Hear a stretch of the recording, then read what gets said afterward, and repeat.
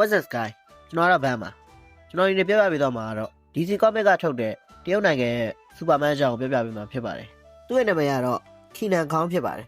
သူကတရုတ်ပြည်ရဲ့ Superman လို့လူသိများပြီးတော့ပုံမှန် Superman တွေနဲ့မတူပဲရှေးဟောင်းရှေးတိုင်းပညာတွေနဲ့ပေါင်းစပ်ထားတဲ့ထူးခြားတဲ့စွမ်းအားရှင်တစ်ယောက်ဖြစ်ပါတယ် Kenan Kong ဟာရှန်ဟိုင်းမြို့မှာနေထိုင်တဲ့အသက်16နှစ်အရွယ်ကောင်လေးတစ်ယောက်ဖြစ်ပါတယ် Superman ကိုအလွန်အားကျရတဲ့တာမန်လူငယ်လေးတစ်ယောက်ပါအဲ့ဒီအချိန်မှာတကယ် Superman ကတော့ Doomsday နဲ့တိုက်ပွဲမှာတိစုံသွားခဲ့ပါတယ်ဒါကြောင့်တရုတ်ဆိုရတရုတ်ပြည်အတွက်ကိုပိုင် Superman တစ်ယောက်ဖန်တီးဖို့ဆုံးဖြတ်ခဲ့ကြပါတယ် Kenan ကစွမ်းမရှိပေမဲ့ Blue Conda လို့ခေါ်တဲ့ Super Villain ရဲ့လက်ထက်ကနေကလေးတစ်ယောက်ကိုအသက်ဆုံးမိခဲ့တဲ့ကြောင့်အစိုးရကသူ့ကိုဆန်းသတ်မှုအတွက်အသိအောင်လုပ်လို့ဖြေရွေးချက်ခဲ့ပါတယ်သူကဆန်းသက်ခံတဲ့ရောက်တဲ့အခါ6ရွှွပြီးနောက်ဆုံးရှင်ခဲ့ပေမဲ့အစီအစဉ်ကိုဆက်လက်လှုပ်ဆောင်ခဲ့ပါတယ်။ Kenan ရဲ့စွမ်းက Superman ရဲ့ DNA တက်တက်တယ်မဟုတ်ဘဲနဲ့ခြေရတက်တက်ပေါ်လည်းအခြေခံပါတယ်။ Kryptonian Crystal တစ်ခုကနေတစ်ဆင့် Superman ရဲ့ခြေတွေကို Kenan ရဲ့ခန္ဓာကိုယ်ထဲစီးဆင်းစေတာပါ။ဒီစွမ်းအားတွေကိုတရုတ်ရိုးရာအထက်ကန်ပုံစံနဲ့ခန္ဓာကိုယ်စိတ်ပိုင်း၈ခုစီခွဲဝေတည်ရှိစေခဲ့ပါတယ်။သူ့ရဲ့ဦးခေါင်းမှာပြန်သားနိုင်စွမ်း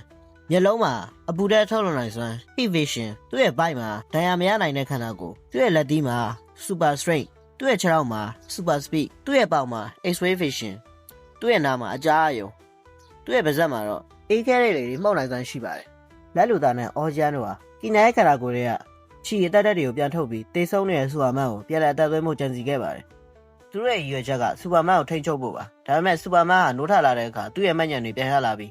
Kenan နဲ့ပေါင်းကရန်သူတွေကိုပြန်လည်တိုက်ထုတ်ခဲ့ပါတယ်Kenan အချိန်ကြာလာတဲ့မြတ်သူ့ရဲ့စွမ်းအားတွေကိုပုံမှန်နှဆိုင်စွာနားလည်လာခဲ့တယ်။ရင်နဲ့ရန်သဘောတရားကိုအသုံးချလာနိုင်ခဲ့တယ်။ဒါသူ့ကို DC Universe ရဲ့အင်အားကြီးဆုံး Superman တွေကတယောက်ဖြစ်စေခဲ့တာပါ။ Kenan မှာရန်ဖောင်ရင်ဖောင်နဲ့ Perfect ဖောင်ဆိုပြီးဖောင်၃မျိုးရှိပါတယ်။ရန်ဖောင်မှာဆိုရင်Kenan ရဲ့ခန္ဓာကိုယ်က Superman ထက်တောင်ပိုပြီးစွမ်းအားကြီးပါတယ်။သူ့ရဲ့ Super Strength ကဂျိုရီကိုရွှေ့နိုင်တဲ့အထိတာမှာပါတယ်။ဘလို့လက်နဲ့ဘလို့စွမ်းရည်နဲ့မှသူ့ကိုထိခိုက်အောင်မလုပ်နိုင်ပါဘူး။ပြီးတော့သူကအလေးထက်မြန်တဲ့နှုံးနဲ့လည်းလှုပ်ရှားနိုင်စွမ်းရှိပါတယ်။သူ့ရဲ့ Heat Vision ကရန်ဖောင်မှာပုံပြင်းထန်လာပြီးနေရဲ့ပူချိန်ထက်တောင်ပုံပြင်းထန်တဲ့စွမ်းရည်နဲ့တွေကိုထုတ်လွှတ်နိုင်ပါတယ်။ဒါပေမဲ့ရန်ဖောင်မှာဆိုရင်သူကဒေါသကြီးလွန်ပြီးကျန်တဲ့ဗီဒီတယောက်လိုဖြစ်သွားတတ်ပါတယ်။ရင်ဖောင်သူ့ရဲ့ရင်ဖောင်မှာဆိုရင်သူဟာရာဝတ္ထုတွေကိုဖောက်ထွင်းသွားလာနိုင်တာပါတယ်။ဘယ်အရာမှသူ့ကိုထိခိုက်အောင်မလုပ်နိုင်တော့ပါဘူး။သူဟာခန္ဓာကိုယ်မရှိဘဲဝိညာဉ်ပဲရှိတဲ့အရာတစ်ခုလိုဖြစ်သွားပါတယ်။ Gravity တွေကိုလည်း view စိုက်တယ်မလို့တော့သလိုနေရာနယ်ထဲမှာအသက်ရှူဖို့တောင်မလိုတော့တဲ့တည်ရှိမှုအဆင့်ကိုရောက်သွားပါတယ်။သူကရင်ဖောင်မှာဆိုရင်လူပုံနေတာမှာကဘုံချောက်ပုံကိုပါကုသသွားလာနိုင်ပါတယ်။ရင်ဖောင်မှာသူက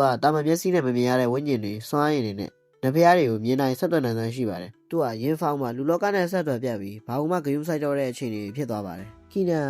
ရန်စွမ်းရည်နဲ့ရင်စွမ်းရည်နှစ်ခုပေါင်းပြီးတော့မှသာချက်ချောက်ပလာကိုထိန်းချုပ်နိုင်တဲ့ Perfect ဖောင်ဆင့်ကိုရောက်ရှိတာဖြစ်ပါတယ်။ Power and Ability ကြောင့်ပြပြပေးတော့ပါမယ်။ Superman ရဲ့စွမ်းရည်တွေအကုန်ရှိပါတယ်။ဒါအပြင်သူ့ရဲ့ရင်ဖောင်မှာဆိုရင်အရာဝတ္ထုတွေကိုဖောက်ထွင်းသွားလာနိုင်တယ်။လူလောကနေတာမှာကအခြားဘုံတွေလောကတွေကိုလည်းကုသသွားလာနိုင်တယ်။ပြီးတော့ကိုယ်လည်းပြောင်းနိုင်ပါတယ်။ DC Hero တွေရဲ့ထုံးစံအတိုင်းသူ့မှာလည်းအားနည်းချက်တွေရှိပါတယ်။ Kenan ဟာ Superman ရဲ့စွမ်းရည်တွေကိုရရှိလာတဲ့အတွက် Kryptonite ကိုကြောက်ပါတယ်။ပြီးတော့သူ့ရဲ့စွမ်းရည်တွေကစိတ်တည်ငြိမ်မှုပေါ်မူတည်တဲ့အတွက်သူဟာစိတ်ဆိုးတာကြောက်ရွံ့တာဒါမှမဟုတ်စိတ်ထဲကျတဲ့အချိန်မျိုးမှာဆိုရင်သူ့ရဲ့စွမ်းရည်ဟာလိုလျောက်ပြောက်သွားတတ်ပါတယ်။ဒါပေမဲ့သူစိတ်ပိုင်းဆိုင်ရာအမြင့်ဆုံးအချိန်တွေမှာဆိုရင် reality manipulation ကိုပါလုပ်နိုင်စွမ်းရှိပါတယ်။ Kenan ရဲ့အကြောင်းကတော့လောက်ပါပဲဗျ။နောက်ထပ် super hero တွေ villain တွေအကြောင်းသိချင်ရင်တော့ comment လေးရေးခဲ့ပေးကြပါဦး။ နောက် channel ကို subscribe မလုပ်ရသေးရင်လည်းလုပ်ခဲ့ပေးကြပါဦးဗျ။ကျေးဇူးတင်ပါတယ်ဗျ။